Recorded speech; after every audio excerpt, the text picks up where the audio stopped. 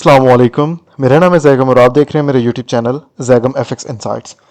आज हम करने जा रहे हैं गोल्ड की डेली फोरकास्टिंग जो कि होगी 4 सितंबर 2025 थर्सडे के लिए। तो आज की वीडियो में हम डिस्कस करेंगे कि for the upcoming day gold का एक मेजर ट्रेंड क्या रह सकता है, मज़ीद हमें किन किन एरियाज से मार्केट में बाइंग और सेलिंग देखते हुए मिल सकती है। अच्छा, प्रीवियसली कल का दिन मैंने कोई भी एनालिसिस अपलोड नहीं किए थे कॉज ऑफ मार्केट में हमारे पास कुछ स्पेसिफिक एरियाज ही नहीं बन रहे थे। प्राइजेस कॉन्टीन्यूसली जो है वो बुलिश आ रही थी, बट स्टिल हमारे जो पिछले एनालिसिस थे वो बुलिश के ही थे कि मार्केट हमारे पास स्टिल बुलिश है और मजीद हमें प्राइजेस बुलिश जाते हुए नज़र आ सकती हैं। हमने ये चीज़ मेंशन भी मैंने की थी कि 3550 और 3600 से हमें टारगेट देखने के लिए मिल सकते हैं। मज़ीद अपकमिंग डे के लिए अगर मैं बात करूं तो हमारे पास स्टिल गोल्ड के अंदर कोई भी सेलिंग का जो है वो हमें मूवमेंट देखने को नहीं मिल रही। मार्केट हमें स्टिल जो है वो बुलिश ही जो है वो नज़र आ रही है और प्राइसेस के मज़ीद बुलिश जाने के चांसेस भी हमें जो है वो नज़र आ रहे हैं। अच्छा, यहाँ पर एक ये बेस्ट जोन है हमारे पास जिसका मार्केट ऑलरेडी हमें टेस्टिंग यहाँ पर इस जोन के अंदर देके तो जा चुकी है, बट स्टिल अगर इसके अंदर दोबारा से प्राइसेस हमारे पास आती हैं 55 तक, तो हम यहाँ से एक दफ़ा दोबारा से मार्केट को बाय साइड की तरफ प्ले होता हुआ देख सकते हैं। जो एरिया है वो है 3354 से लेके 3357 का एरिया, 30 पिप्स का आपका ये जोन है। इसके अलावा सप्लाई की सेलिंग की अगर मैं बात करूँ तो अभी तक बिल्कुल ज़ीरो एविडेंस है सेलिंग का ना। मार्केट में हमें कहीं पर भी सेलिंग का कोई एविडेंस नहीं नज़र आ रहा। इनफैक्ट कि अगर आप देखें तो हमारे पास जो ये वॉल्यूम आया है इस कैंडल के अंदर, स्ट्रेट अवे मार्केट ने हमें इसका भी ब्रेकआउट दिया है। प्राइसेस हमारी मजीद बुलिश साइड में जाते हुए नज़र आई हैं।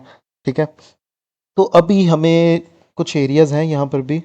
एक तो हमारा 3377 का जोन है जिस पे प्राइसेस ऑफ प्रॉक्स हमारी पहुंच ही गई हैं। यहाँ से एक दफ़ा हमें रिट्रेसमेंट देखने को मिल सकती है और आफ्टर दैट हमारे पास 3585 का एरिया। ये दो जोन्स हमारे रहेंगे। अगर इनका भी ब्रेकआउट हुआ तो कल का दिन मजीद आपको प्राइसेस 3600 तक जाते हुए नज़र आएंगी। वैसे अगर मैं फिब एक्सपेंशन को यहाँ पे यूज़ करूँ तो वो भी यूज़ करना जो है वो थोड़ा सा मुश्किल है क्योंकि क्लियर हमारे पास एक लो यहाँ पर अवेलेबल नहीं है और प्राइसेस हमारी स्ट्रेट बाय साइड की तरफ भागते हुए जो है वो जा रही हैं। तो फिल वक्त यही बेहतर है कि मार्केट से अभी फ़िलहाल फ़िलहाल जो है वो सेलिंग की ट्रेड्स ना ली जाएँ, जितना हो सके मार्केट से बचा जाए। और आप इस एक चीज़ को फ़ॉलो अप कर सकते हैं कि प्राइसेस अगर तो आपके पास किसी एरिया पे वॉल्यूम कैंडल देती है, जैसे कि यहाँ पर मार्केट ने हमें एक वॉल्यूम कैंडल दी, मार्केट हमें इसका ब्रेकआउट दे, तो आप इसके ब्रेकआउट के बाद आप वहाँ से बाय कर सकते हैं जो वॉल्यूम कैंडल हो उसके बॉटम पे स्टॉप लॉस दे के। बट स्टिल इसके लिए आपका जो वॉल्यूम है वो कम से कम एक वेरी हाई वॉल्यूम होना चाहिए। जैसे कि अगर आप इस वॉल्यूम को देखें तो ये आपका एक अल्ट्रा हाई वॉल्यूम है जो कि आपके प्रीवियस सारे ही वॉल्यूम से बड़ा है। इस वक्त मैं M15 टाइम फ्रेम पे हूँ, तो आप M5 टाइम फ्रेम के ऊपर रहते हुए इस तरह की इस कॉन्सेप्ट को यूज़ करते हुए बाय एंड सेल कर सकते हैं। जैसे कि अगर हम देखें तो हमें यहाँ पर भी ये भी इस कैंडल में भी एक बड़ा वॉल्यूम नज़र आ रहा है, this one. After the breakout of this candle जो कि हमें यहाँ पर मिल रही है, आप यहाँ से बाय ले सकते हैं, लेकिन स्टॉप लॉस आपका इसके नीचे जाएगा। तो बड़ा स्टॉप लॉस है, लेकिन अगर आप इसको मज़ीद छोटे टाइम फ्रेम पे देखते हैं तो टाइम फ्रेम के हिसाब से आपका जो स्टॉप लॉस है वो छोटा हो सकता है। इंशाल्लाह ताला मैं आने वाले कुछ दिनों में इन चीज़ों के ऊपर, VSA के ऊपर स्पेशली कुछ वीडियोस भी जो हूँ वो अपलोड करूँगा। बाकी एरियाज़ के ऊपर ही बात करते हैं। एक ये भी हमारे पास एक एरिया ऑफ सपोर्ट बनी हुई है, या फिर आप इस पॉइंट को इस तरह से ले लें, दिस वन। ठीक है, ये जो आपका एरिया है वो है 3564 से लेके 3566 का एरिया। 20 पिप्स का आपका ये जोन है। अगर प्राइजेस अपकमिंग डे में हमें इसका ब्रेकआउट देती हैं देन देयर द चांसेस के प्राइसेस फिर यहाँ से सेलिंग की तरफ जा सकती हैं वापस 55 तक और फिर बुलिश जा सकती हैं।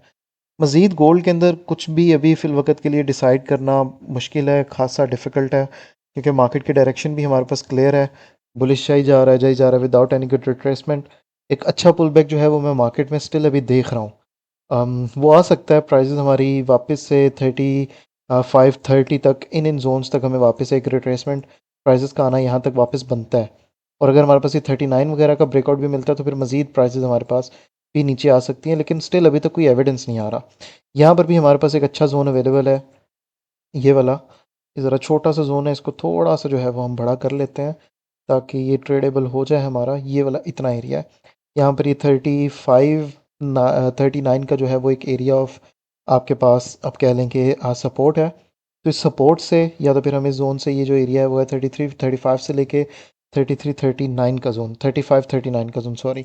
तो इस जोन से जो है हम बाय जो है वो कर सकते हैं मज़ीद दोबारा टेस्टिंग के ऊपर। बाकी जिस तरह से गोल्ड जा रहा है वी नेवर नो उसके नेक्स्ट टारगेट्स क्या हो सकते हैं। बट स्टिल मार्केट जो है वो 3600 का टारगेट हमें दे सकती है। ऊपर हमारे पास दो एरिया ऑफ रेजिस्टेंस हैं, 3377 का और 3577 का और 3585 का। तो इन दो एरियाज़ के ऊपर से देखेंगे कि मार्केट हमें यहाँ पर इन जगहों से क्या रिस्पॉन्स देती है। ठीक है, तो ये थी हमारी आज की video. Hope so you like the video. बाकी गोल्ड से बचें, छोटे लॉट्स के ऊपर इन दिनों में ट्रेड करें, बिकॉज मार्केट का हमें बिल्कुल पता नहीं है कि किस डायरेक्शन में जाएगी, रिट्रेसमेंट कहाँ से आएगी, क्या करेगी मार्केट। थोड़ा सा इनसे बचते हुए ट्रेड करें, अपने कैपिटल को सिक्योर करें। Hope so you understand. बाकी अब इंशाल्लाह मुलाकात हो सकती है नेक्स्ट वीडियो में। तब तक के लिए अपना ख्याल रखिए। अल्लाह हाफ़िज़।